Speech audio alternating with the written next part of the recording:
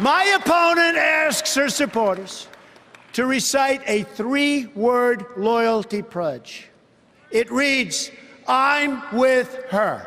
I choose to recite a different pledge.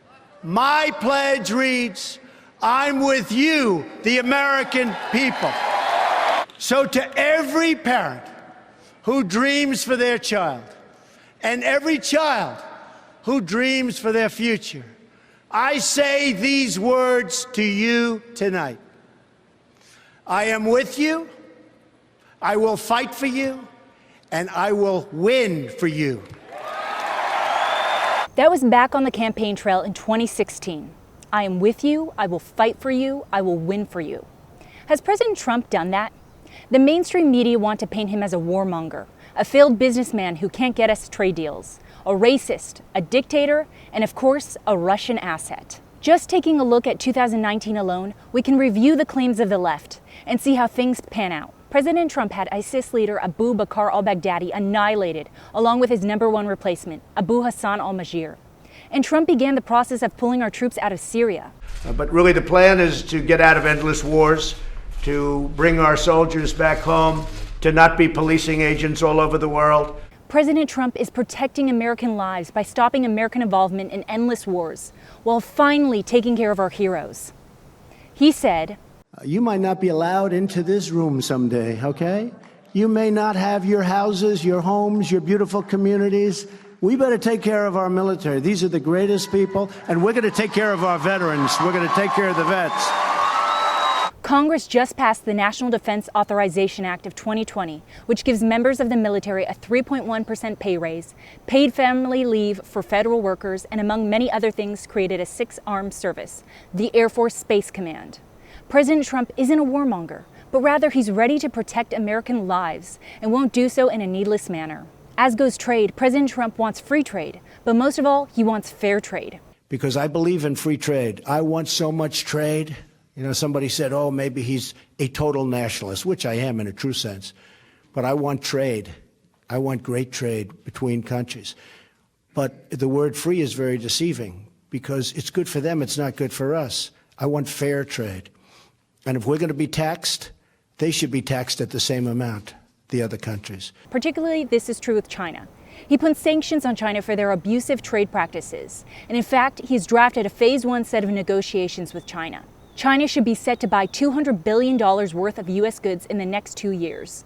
U.S. exports will almost double under this new plan, with purchase of manufactured goods, agricultural goods, and energy and services. Due to China's entrance to the World Trade Organization and the previous trade deal of the Americas, the North Atlantic Free Trade Agreement, NAFTA, about 5 million American manufacturers lost their jobs.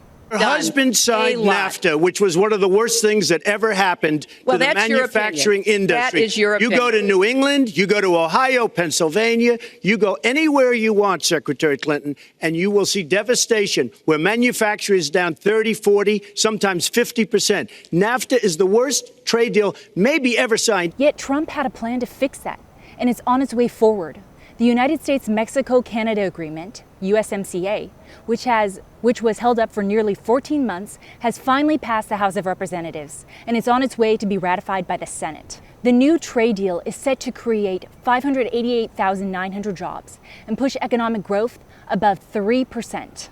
The trade agreement gives U.S. farmers greater access to Canada's agricultural market, puts in place a new chapter for dealing with e-commerce, dictates that a higher percentage of autos be made from parts manufactured in North America, and requires that at least 40% of vehicle production be done by workers earning at least $16 per hour. As a businessman, Trump promised job creation, and 266,000 jobs were added to the U.S. economy in November of 2019 alone, making the total number of created jobs under the Trump administration reach over 6 million.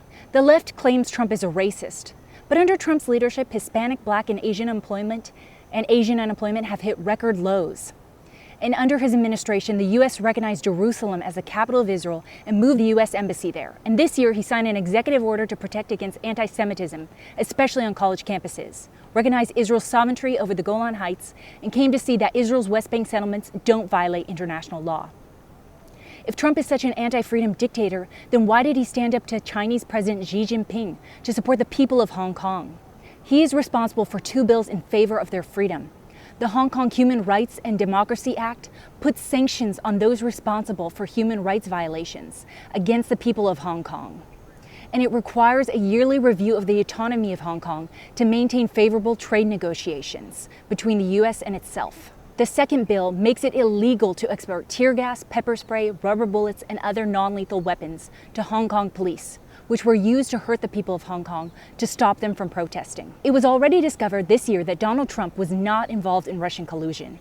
And in fact, he is thinking ahead and preparing against modern-day warfare.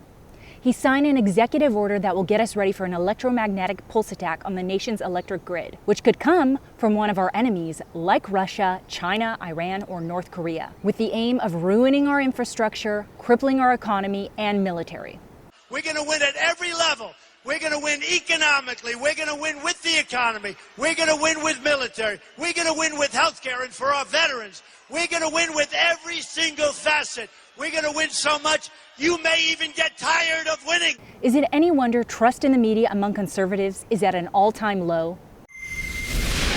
I'm Abagail Hamman for Rebel News. Like and subscribe to never miss a video.